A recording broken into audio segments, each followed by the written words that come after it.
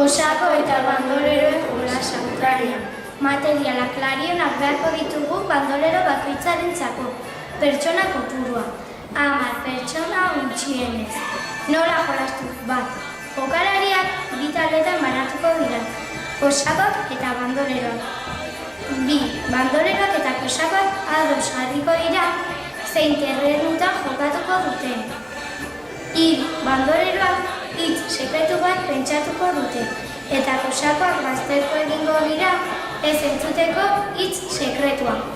4. Bandoleroak korrika joango dira fletxak jartzen, lurrean, zuhaitzetan. 5. Bandoleroak hasieran elkar egongo dira korrika egiten, eta gero bakarrik, baina nahiz eta bakarrik egon fletxak jartzen jarratuko dute. 6. Kosakoak saiatu egin beharko dute bandoleroak harrapatzen. Kosakoak bandoleroei harrapatzean kartzelera eraman beharko dute. Kartzelatik ateratzeko, kartzelatik kanpo dagoen beste taldekide batek bostekoa eman behar dio. Nahiz eta bateri bakarrik eman, bostekoak berak salatuko dira.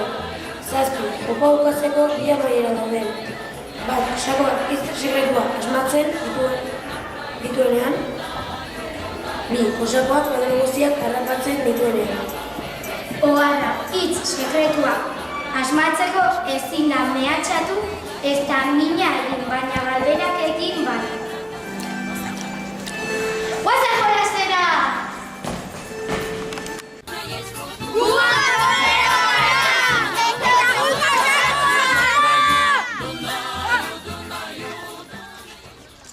Gure hitz sekretua hemen da.